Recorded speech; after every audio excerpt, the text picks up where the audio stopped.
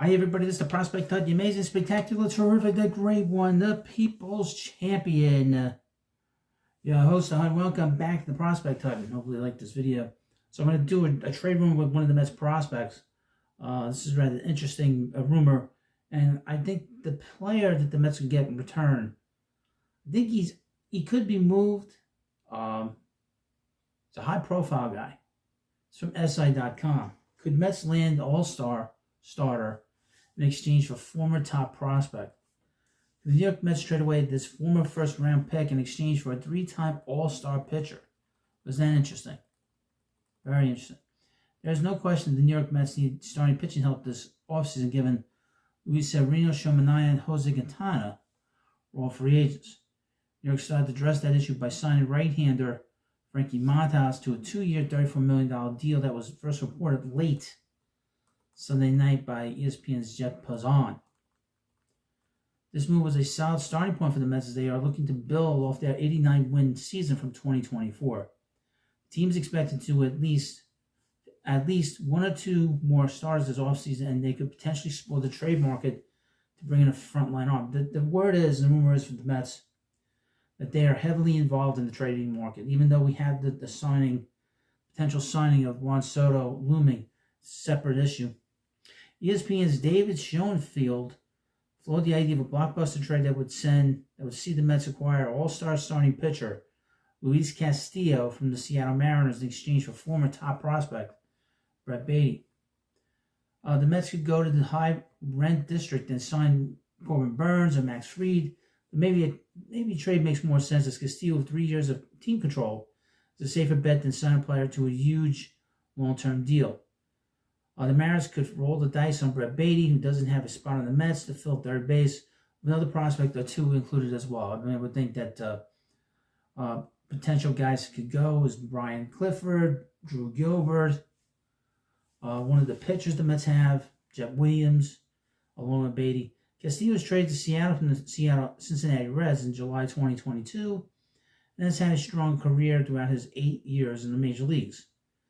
Posted 3.56 ERA and 211 career starts.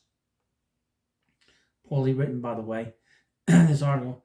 As for Baty, his future in New York was always going to be a lingering question after getting demoted to AAA with second straight season and losing his third base job to breakout star Mark Vientos.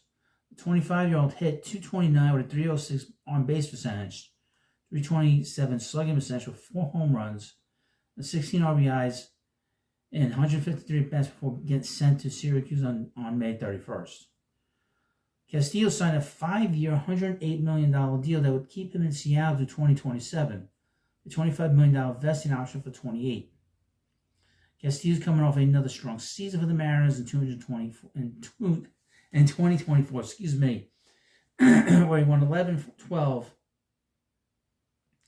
with a 3.64 ERA and 175 strikeouts and 175 in the third innings before suffering a season-ending hamstring injury on September 10th.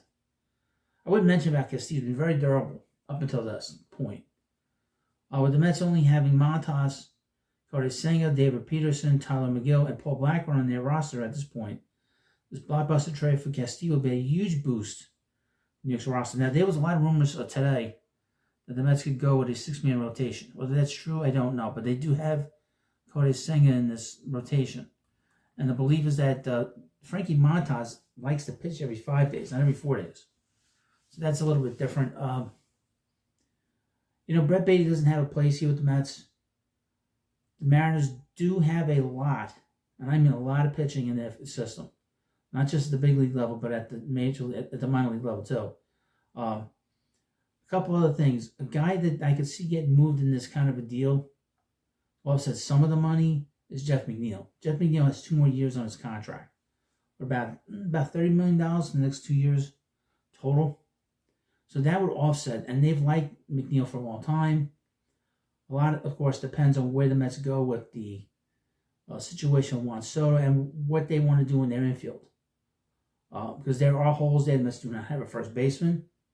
So I'll just keep that in mind. Now, before we go, hit the subscribe button. Thank you for watching. Have a good day, and I'll see you later.